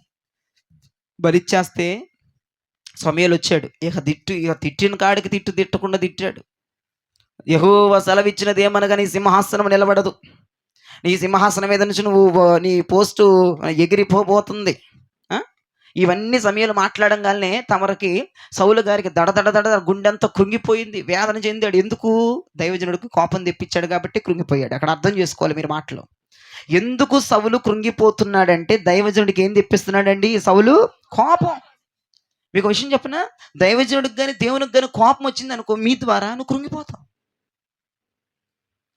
తిట్టాడు, సమయాలు తిట్టాడు. ఎందుకంటే నేను వచ్చిందాక ఉండమని చెప్పాను కదా, నీకు ఎందుకంత కంగారు? నీ సింహాసనం ఉండదు, నువ్వు వేస్ట్ గాడివి, నువ్వు పనికిమాలినోడివి, నిన్ను తీసేసి నీ ప్లేస్లో ఉత్తమమైన పెడతాను. ఎట్టుంటుంది ఆ వ్యక్తికి? అన్ని మాటలు నేసాడు. అన్ని మాటలు అనేస్తే కొంతమంది మీలో లాంటి వాళ్ళు, పౌరుషం వాళ్ళు, గద్దింపునకు లోబడిన వాళ్ళు, తిట్టినా తట్టుకోలేని వాళ్ళు వెళ్ళిపోయాడు. ఇక సౌలు వెళ్ళిపోయాడు. ఇక నన్నెంత మాట అంటారా? ఏమైంది? కొంచెమే కదా, కొంచెమే లేట్ అయింది కదా, నేను బలిస్తే ఏమైంది? నేను రాజునే కదా, ఇజ్రాయేల్ ప్రజలు పరిపాలిస్తున్నవాడినే కదా, నేను అభిషేకించబడినవాడినే కదా, సమూయేలు గారే రావాలా అని చెప్పేసేసి సమూయేలు తిట్టాడని చెప్పేసి వెళ్ళిపోయాడు. వినండి, గద్దింపుకు లోబడకుండా, తిడితే లోబడకుండా అక్కడ నుంచి వెళ్ళిపోయి వెర్రి వేషాలు వేసావనుకో ఎలా ఉంటుంది నీ జీవితం? ఎటూ పనికి రాకుండా కృంగిపోతావు. ఇక కృంగిపోయి తర్వాత నీ జీవితం ఏమైపోద్దో తెలియదు. నేను ఒక మంచి మాట చెప్తాను, మీకు నచ్చితే గట్టిగా ఆమెను చెప్పండి. ఒక మంచి మాట చెప్తాను. దైవజనుడు కానీ దేవుడు కానీ నిన్ను గద్దించినప్పుడు, నిన్ను తిట్టినప్పుడు, నిన్ను పోస్ట్లో నుంచి పీకేస్తున్నాను, నీ మీద అభిషేకం తీసేస్తున్నాను, నువ్వంటే నాకు నచ్చట్లేదు, నువ్వు చేసిన పనులకి ఇబ్బంది అయిపోతుందని దేవుడు కానీ దైవజనుడు కానీ వాక్యములో దేవుడు తిట్టినా, దైవజనుడు నేరుగా తిట్టినా వెళ్ళిపోవాలా? అక్కడ నిలబడిపోవాలా? గట్టిగా చెప్పాలి. వెళ్ళిపోవాలి, అక్కడ నిలబడిపోవాలా? నిలబడిపోతే దైవజనుడు కోపం తగ్గిద్ది, నిలబడిపోతే దేవుని కోపం తగ్గిద్ది. నువ్వు పొగరగా ఎచ్చులోలాగా ఎచ్చులు దానిలాగా తిట్టారని చెప్పేసి ఢబాలని తలుపులు ఇసిరేసి బయటికి వెళ్ళిపోతే ఇంకా పెరిగిద్దా తగ్గిద్దా? ఇటు కోపం, దేవుని కోపం పెరిగిద్దా తగ్గిద్దా? దైవజనుడి కోపం పెరిగిద్దా తగ్గిద్దా? అందుకే నువ్వు కృంగిపోతావు. No doubt. సౌలు అక్కడ లేడు. అనిన మాటలన్నిటికీ కూడా బట్టలు పర్రని చింపేశాడు. స్వామి ఇలా పట్టుకుంటే పోవయ్యా, నీకు అంత మాకెంత ఉండాలి అని చెప్పేసి పోయాడు. కర్ణపిశాచుల దగ్గర తిరుగుతున్నాడే. ఇంతకు అవసరమా? కర్ణపిశాచుల దగ్గర ఇటు తిరిగా ఈ శాస్త్రం వాడి దగ్గరికి, ఆ శాస్త్రం వాడి దగ్గర, ఈ సోది చెప్పేదాని దగ్గరికి, ఆ సోది చెప్పేదాని దగ్గరికి వెళ్ళిపోయాడు. సౌలు ముందు నిలబడితే ఎంత బాగుంటుంది? తిడుతున్నాడు, గద్దిస్తున్నాడు, అయ్యా అని ప్రాధాయపడితే ఎంత బాగుంటుంది? నేను చెప్పట్లేదు ఈ మాట, నేను సొంతగా చెప్పట్లా, వాక్యములోనే ఉంది. ఒక మాట, మంచి మాట చెప్తాను, మీకు నచ్చుతామని చెప్పండి. దేవుడు నిన్ను ఒకవేళ వాక్యములో గద్దించిన, దైవజనుడు నీ తప్పు తెలిసి సూటుగా నీ ముఖం పట్టుకొని గద్దించిన, నీవు దైవజనుడు కళ్ళ దగ్గర అలా కనిపెట్టుకుని ఉంటే, దేవుని కనుదృష్టిలో అలా కలబెట్టుకుని ఉంటే, దేవుని వాత్సల్యం నీ మీదగా దిగి వస్తుంది, దేవుని కృప నీ మీదగా దిగి వస్తుంది, దేవుని అభిషేకం నీ మీదగా దిగి వస్తుంది, ధైర్యంతో నింపబడతా. ఈ మాట నేను చెప్పట్లేదు, యెషయా ప్రవక్త అంటున్నాడు 8వ అధ్యాయం 17వ వచనములో, తిట్టినప్పుడు అక్కడ నిలబడిపోవాలి, తిట్టినప్పుడు అక్కడ నిలబడిపోయి వాత్సల్యం కోసం ఎదురు చూడాలి. చూడండి, యెషయా ప్రవచన గ్రంథం 8వ అధ్యాయం 17వ వచనం చూడండి. యాకోబు వంశానికి తన ముఖమును మరుగు చేసుకొను యెహోవాను నమ్ముకొను నేను ఎదురు చూచుచున్నాను. అది ఆయనకి అంత ఉండాలి, మొహం సాటేసుకున్నాడని వెళ్ళిపోయాడా? యాకోబు సంతానం వెళ్ళిపోయిందా? యాకోబు సంతతి వారు, యాకోబు వంశపు వారు వెళ్ళిపోయారా? వెళ్ళలేదు. ఎదురు చూస్తున్నారంట. దేవుడు ఎప్పుడు వాత్సల్యం చూపిస్తాడో, దేవుడు ఎప్పుడు తిరుగుతాడో. తిట్టినంతసేపు అట్లా ఉండిపోవాలంతే. నీ పొగరు దైవజనుడి దగ్గర చూపించకూడదు. నీ వ్యవహారాలు, నీ షోకులు, నీ ఆశలు దైవజనుడి దగ్గర, దేవుడి దగ్గర చూపించకూడదు. దైవజనుడు ఒక మాట నేను అంటున్నప్పుడు, దేవుడు వాక్యం ద్వారా నేను తిడుతున్నప్పుడు అక్కడే వాత్సల్యం కోసం పడిపోయి ఉండు. ఎదురు చూడు. ఎదురు చూస్తే నూతన బలం నీలోనికి దూసుకొచ్చేస్తుంది అంతే. ఎలా వస్తుందమ్మా కృంగుదల? నువ్వు చేస్తున్న పనులకే కృంగుదల వచ్చేస్తుంది నీకు. అసలు ఎవరికి కోపం తెప్పించకూడదు, వాళ్ళకే తెప్పిస్తున్నావు కోపం. నీ తోబుట్టోళ్ళుకో, నీ బంధువులకో, నీ ఇంటి పక్కన వాళ్ళు కోపం తెప్పిస్తే అది వేరు. దైవజనుడికి గనక, దేవునికి గనక కోపం తెప్పించామనుకో, అనకూడదు ఈ మాట. నేను బలిపీఠం మీద ఉండి మీరు జ్ఞాపకం చేసుకోవాలి. దేవునికి గనక, దైవజనుడు గనక కోపం తెప్పిస్తే నిజంగా నీ జీవితంలో కృంగిపోయి దేనికి పనికి రాకుండా పోతారు.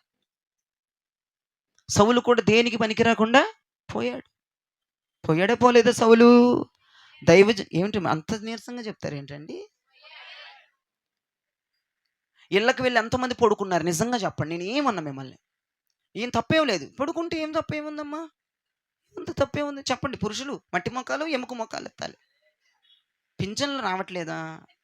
సీఎం చంద్రబాబు నాయుడు గారు చెప్పాలి. ఏసయ్యా, ఇంటికి వెళ్ళి ఎంతమంది పడుకున్నారు? ఏమమ్మా ఒక ఆమె ఇంటికి వెళ్ళి ఎంతమంది పడుకున్నారు? శుద్ధీకరణకు వచ్చిన వాళ్ళు చెప్పండి. మరి అట్టగుంటుంది మీ అవ్వారం. ఇంటికి వెళ్ళి పడుకున్నా సరే గొంతులు రావట్లేదు. నేను వాక్యం ఎప్పుడు పెట్టాను యూట్యూబ్లో చూశారు కదా. అట్లే జస్ట్ ఒక గంట పడుకున్నోడు ఇంత గట్టిగా కేకలేస్తుంటే మీరు ఏంటండి అసలు ఇంత నీరసంగా ఉన్నారు? టాపిక్ అసలు మర్చిపోయి ఇప్పుడు ఏం చెప్తున్నాను నేను? ఏమమ్మా ఏమైపోయాడు సౌలు చివరికి? అదుగు మళ్ళీ చెప్పట్లేదు. నిద్రపోయిన వాళ్ళు ఏమైపోయాడు సౌలు చివరికి? కృంగిపోయి ఏమైపోయాడు? చచ్చాడు అంతే. పుట్టగతులు సౌలు జీవితం. చచ్చిపోలేదా? అసలు నూకలే లేవు సౌలు జీవితంలో. సింహాసనం తీసేస్తానన్నాడు, తీసేశాడు. రాజ్యాన్ని ఊడబీకేశాడు. ఏకంగా శాల తిని లేపేశాడు. కృంగిపోయి అటు తిరిగి ఆ కర్ణపేచాసి దగ్గరికి వెళ్ళి ఇక్కడికి వెళ్ళి సమాధానం దొరక్క కృంగిపోయాడు. కృంగిపోయి చివరికి మరణమే వచ్చేసింది సౌలు మీదకి, సౌలు కుటుంబం మీదకి. ఇవేవి మన మీద పని చేయకూడదంటే కృంగుదల చాలా శాపం తెలుసా మన జీవితాలకి. కృంగుదల చంపేస్తుంది మనుషుల్ని, లోపల తినేస్తుంది. క్యాన్సర్ లోపల తినేసినట్టుగా అట్లాగా లోపల ఈ కృంగుదల తినేసి మనం చంపేస్తుంది చివరికి. అందుకే ఒక ఆత్మీయులుగా, క్రైస్తవుడుగా, రక్తంతో కడగబడిన బిడ్డలుగా మనం ఎన్నటికీ కృంగిపోకూడదంటే దేవుణ్ణి సంతోషపెచ్చే పనిలోనే మనం ఉండుదుముగాక. దేవుని మనందరం సంతోషపెట్టుదుముగాక. దేవుడు తిట్టాడా? అక్కడ నిలబడిపోవాలా వెళ్ళిపోవాలా? నిలబడిపోవాలి. సింహాసనం తీసేస్తానన్నాడా? ఇచ్చిందాక నిలబడాలి వెళ్ళిపోవాలా? అక్కడ నిలబడి ఆయన కోసం ఎదురు చూడాలి. యెషయా ప్రవచనకర్త అదే అంటున్నాడు. యాకోబు వంశపు వారు, దేవుడు యాకోబు వంశానికంటే మొహం చాటేసుకున్నాడంట. యాకోబు వంశం అంతా కూడా ఆయన ముఖము తిప్పి చూడాలని ఎదురు చూస్తున్నారంట. యాకోబు వంశం వెళ్ళిపోయిందండి. ఇజ్రాయేల్ ప్రజలు వెళ్ళిపోయారు? వెళ్ళలేదు. ఇజ్రాయేల్ ప్రజలు తెలుసు మేము తప్పు చేశాము, మేము దేవుని కోపం తెప్పించామని తెలుసు. అందుకే దేవుడు ముఖం చాటేసుకున్నాడన్న విషయం వాళ్ళకి తెలుసు. ఆ ముఖం ఎప్పుడైతే దేవుడు మరలా తిప్పి చూస్తాడా అని ఇజ్రాయేల్ ప్రజలు యాకోబు వంశపు వారు అలా ఉండి ఆయన కొరకు ఎదురు చూస్తున్నారు. ఈ రోజున మనం ఎదురు చూసేవారుగా ఉందుమగాక. దేవుడు నిన్ను తిట్టాడు, నీకు ఆ స్థానం తీసేస్తాను, నీ పోస్ట్ పీకేస్తాను, నీకు ఏమి లేదు, అభిషేకం తీసేస్తాను, అది తీసేస్తాను, ఇది తీసేస్తాను. దేవుడు తిట్టినా, దైవజనుడు తిట్టినా అక్కడ పడు ఉండు, వాత్సల్యం కోసం ఏడుస్తూ ఉండు. అట్ట ఏడుస్తూ ఉండి, అట్ట పడుస్తూ ఉండి, గుమ్మం దగ్గర, తలుపుల దగ్గర ఉంటే దైవజనుడు ఒకప్పుడు కాపోయిన, ఒక గంట కాపోయిన, ఇంకో గంట అయినా రారా బాబు నీకు ఇచ్చేస్తాడు, దేవునికి స్తోత్రం. అసలు అది లేదండి సౌల్లో. విర్రవీగిపోయి గర్వాలు చూపించుకుంటే పొగరలుగా వెళ్ళిపోతే ఏమీ ఉండదు. ఇక ఆయన పడిపోయి ఉండి ఎదురు చూడు. దేవుని వాత్సల్యము కొరకు ఎదురు చూడు. నిమిషం మాత్రమైన కోపం ఉంటుందంట. ఆయన నిత్యము వాత్సల్యము చూపించే దేవుడు అయ్యున్నాడు మన దేవుడు. ఆయన వాత్సల్యము కోసం ఎదురు చూడు. ఎన్ని రోజులు పట్టిందో గుమ్మం దగ్గర పడిపో, ఆ తలుపుల దగ్గర పడిపోయి చూడు.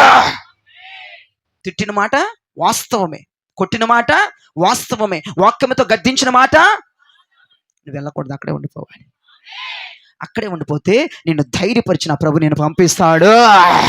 కృంగుదల నీలోనికి రానివాడు ఆయన. దేవునికి మహిమ కలుగునుగాక. హల్లెలూయా, ప్రైజ్ ద లార్డ్. యాకోబు సంతతి వారిని, వంశపు వారు దేనికోసం ఎదురు చూశారంటండి? ఆయన ముఖం మరలా తిప్పుకొని మాకెళ్ళి చూస్తాడు, మరలా ఆయన వాత్సల్యం చూపిస్తాడు.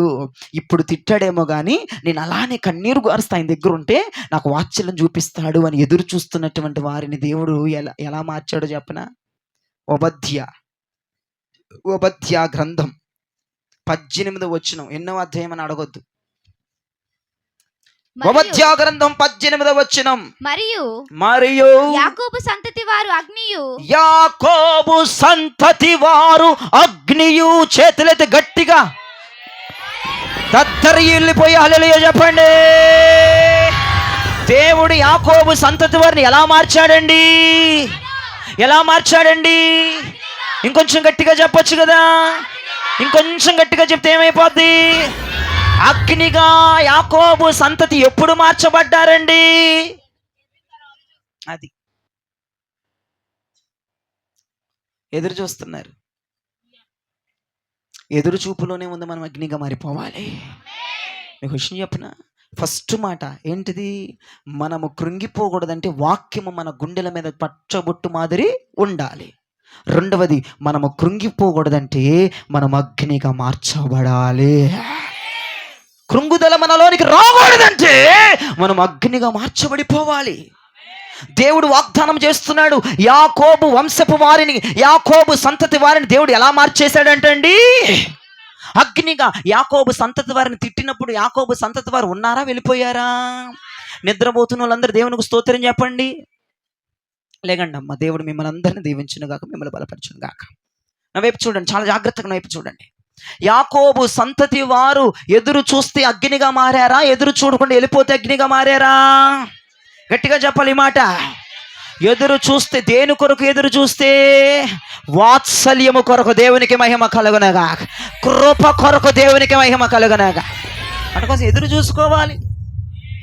ఏమండి, అంత ఇగో ఉంటే ఎట్లండి? మా జీవంత బతుక్కి దరిద్రమేని ఓపిక ఓర్పు ఉండాలి. ప్రభు సన్నిధిలో అలా పడిపోయి వాత్సల్యము కొరకు ఎదురు చూడాలి. నా దేవుడు కోపించుచునే వాత్సల్యము చూపించు దేవుడు అని అర్థం అవ్వాలి నీ మట్టి బుర్రలకి.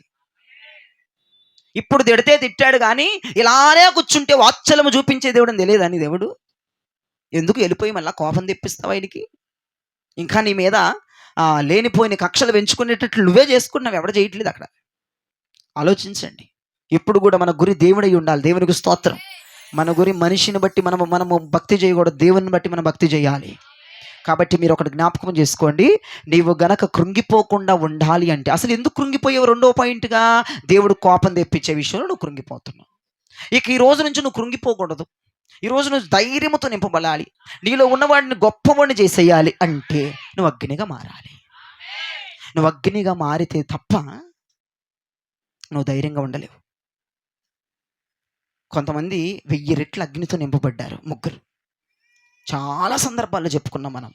షద్రక్, మేషక్, అబేద్నెగోలు. ఎన్ని రెట్లు అగ్ని అండి? గట్టిగా చెప్పాలి. వారిలో ఉన్నవాడు ఎవడో తెలుసా? గొప్పవాడు.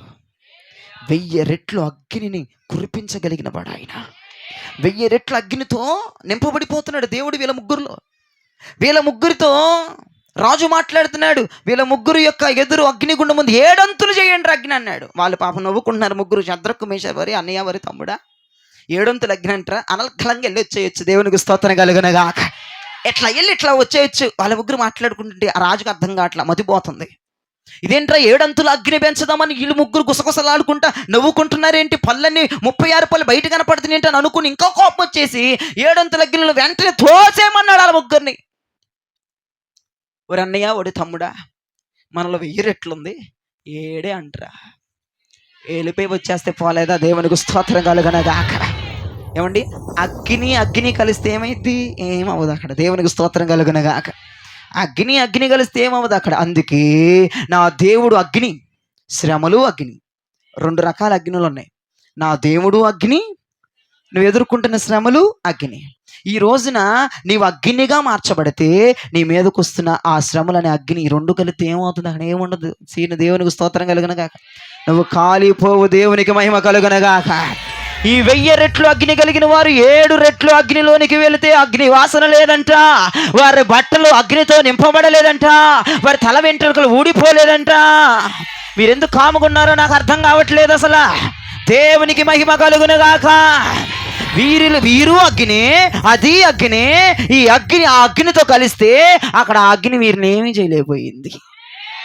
ఎందుకు అంటే వీరిలో కృంగుదల లేదు, వీరు ధైర్యముతో ఉన్నారు, వీరు అగ్ని గనక. ఇప్పుడు నువ్వు నేను కూడా అగ్ని అనుకో, మనలో ఏముండదు, అస్సలు కృంగుదల ఉండదు. దేవునికి స్తోత్రం కలుగునగా. అందరం ఒక్క నిమిషం పాటు ఈ మాట నాతో చెప్తూ ప్రభుని కనపరుద్దామా?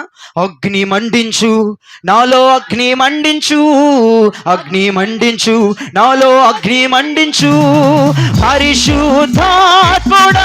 గట్టిగా చప్పడకూడదు. నాలో అగ్ని మండించు, గట్టిగా గట్టిగా గట్టిగా.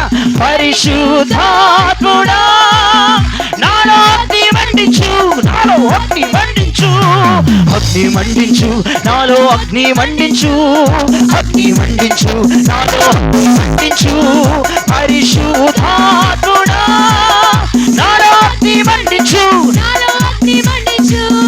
పరిశుద్ధాత్ముడా అగ్ని మండుచుండెనే పదా కాలిపోలేదుగా, అగ్ని మండుచుండెనే పదా కాలిపోలేదుగా. అగ్నిలో నుండే నీవు మోషేను దర్శించినావే, అగ్నిలో నుండే నీవు మోషేను దర్శించినావే. అగ్ని మండించు. ప్రతి ఒక్కరు ఒక అగ్నిగా మార్చబడండి. నేను ధైర్యపరచగలిగిన దేవుడు ఆయన. అగ్ని మండించు నాలో, అగ్ని మండించు, అగ్ని మండించు నాలో, అగ్ని మండించు, అగ్ని మండించు.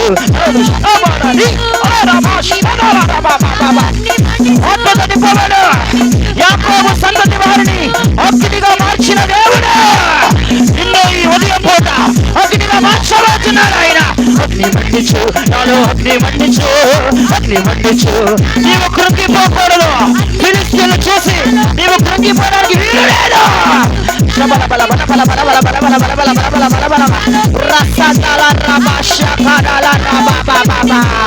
అగ్ని మండించు, అగ్ని మండించు, అగ్ని మండించు నాలో, అగ్ని మండించు, అగ్ని మండించు. అదిగో అదిగో ఒక్కొక్కరికి అగ్ని తగులుతుంది.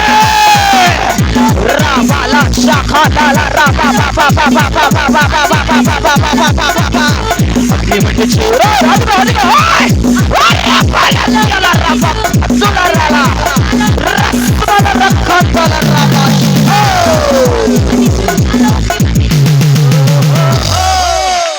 గట్టిగా ఆమె చెప్పండి ప్రభుకి. మన దేవుడు మన అగ్నిగా మార్చునుగాక. యాకోబు సంతతి వారిని ఎలా మార్చాడండి దేవుడు?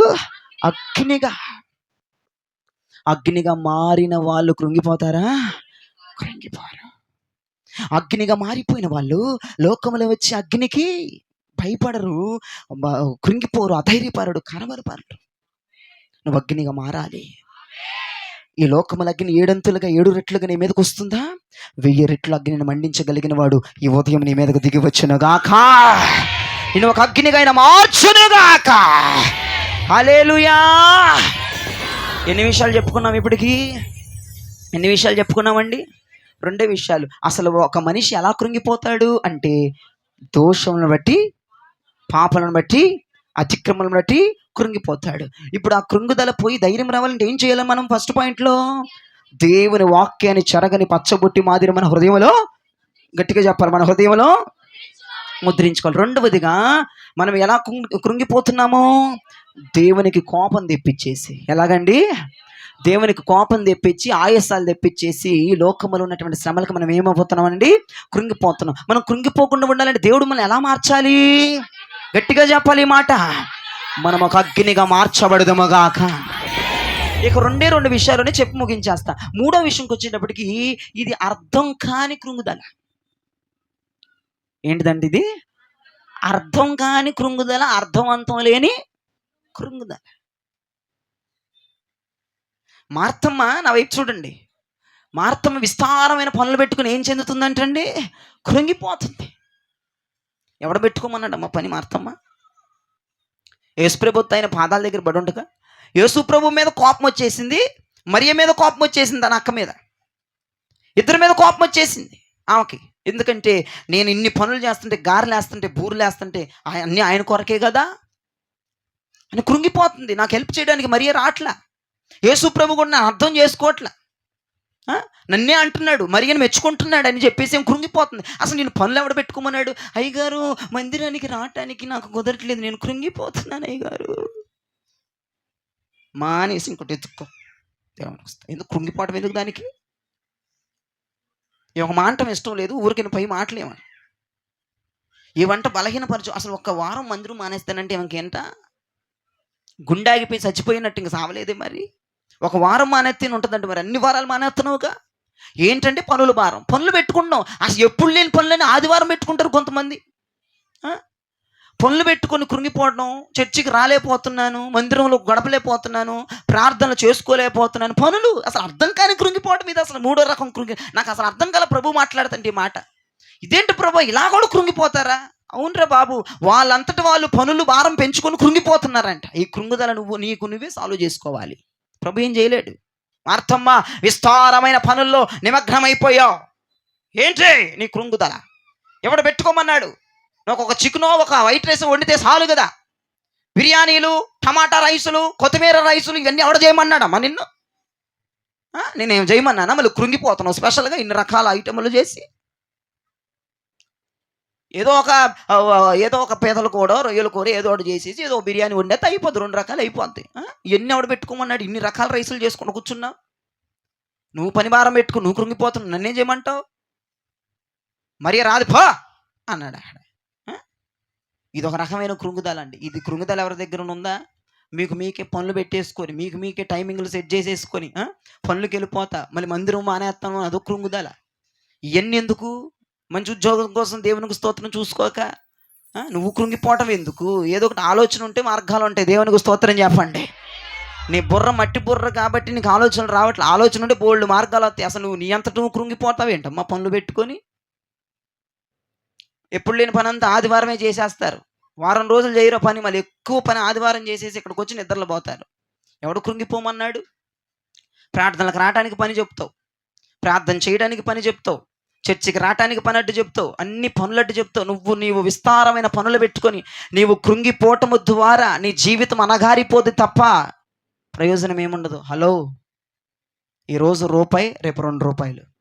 అర్థమవుతుందా? ఈరోజు రూపాయి నువ్వు సంపాదించేది రేపు 2 రూపాయలు వెళ్ళిపోతాయి నీ దగ్గర నుండి.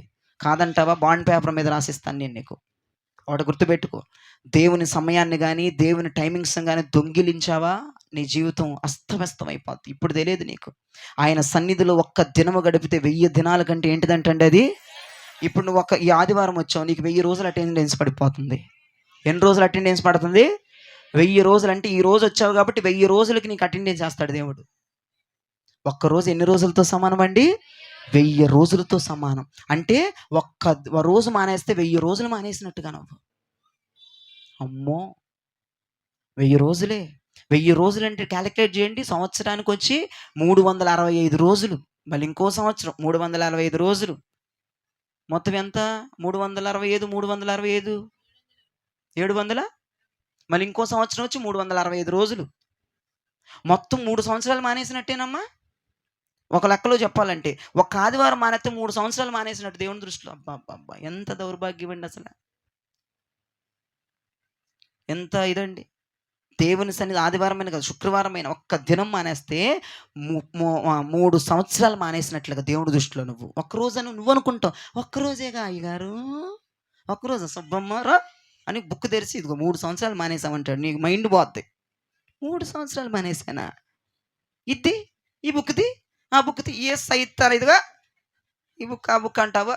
నా నినేదం ఏంటి, నా సిద్ధాంతం ఏంటి? ఒక్క దినం మానితే, ఒక్క దినం దేవుని సందులో గడిపితే 1000 దినాల కంటే శ్రేష్టం. ఇది పెట్టి ఇప్పుడు నీ టాలీ చేస్తాడు, రేపటి రోజు నిన్ను మామూలుగా ఉండదు నీకిక. ఆయన పరీక్షిస్తాడు, అగ్నిలో తీసుకెళ్ళి పడేస్తాడు నిన్ను. నువ్వు బూడిదై వస్తావో, నువ్వు బంగారమై వెండై బయటకు వస్తావో తెలియదేక. మనల్ని అందరిని దేవుడు అగ్నిలో పరీక్షిస్తాడు. మామూలుగా మీకు ఆటలు అనిపిస్తుంది. అందుకే విస్తారమైన పనులు పెట్టుకోవడం మాని సంపాదించొద్దు అని నేను చెప్పను. నేను దానికి విముఖుడిని కాదు. సంపాదించుకోవాలి, పిల్లాపాపలతో సంతోషంగా కలకాలం ఉండాలి. కానీ విస్తారమైన పనులు, ఓవర్ టైం పనులు చేయకుండా దేవుని మందిరం అనుకుని కృంగిపోకుండా దేవుని మందిరంకి వస్తే దేవుని నిన్ను బలపరుస్తాడు, ధైర్యపరుస్తాడు.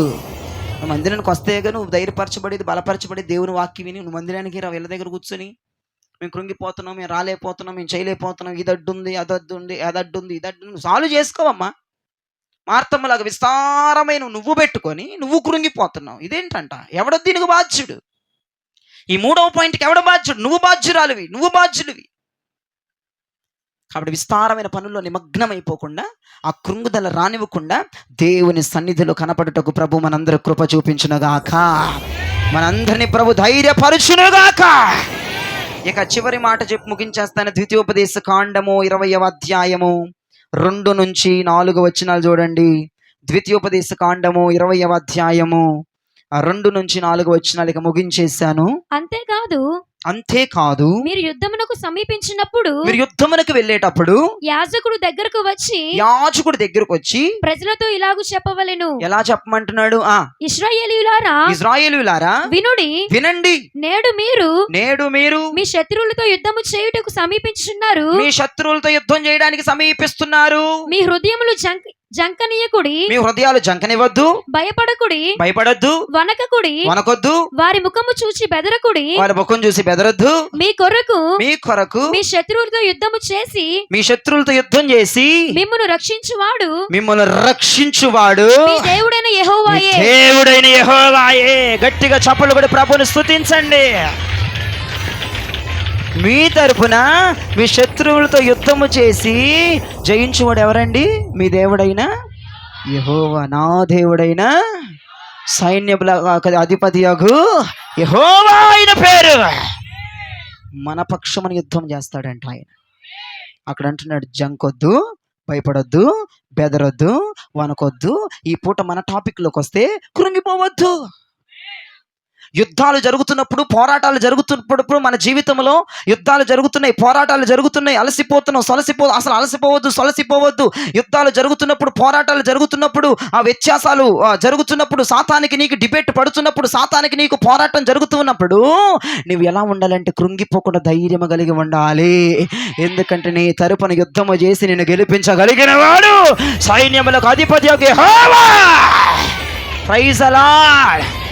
Praise the Lord. యెషయా ప్రవచన గ్రంథములు 59వ అధ్యాయము 19-20 వచనాలు ఒకసారి చదవండి అమ్మా. యెషయా ప్రవచన గ్రంథం 59వ అధ్యాయం 19-20 వచనాలు. పడమటి దిక్కున ఉన్నవారు యెహోవా నామమునకు భయపడుదురు. సూర్యోదయ దిక్కున ఉన్నవారు ఆయన మహిమకు భయపడుదురు. యెహోవా పుట్టించి గాలికి కొట్టుకొని పోవు ప్రవాహ జనము వలె ఆయన వచ్చును.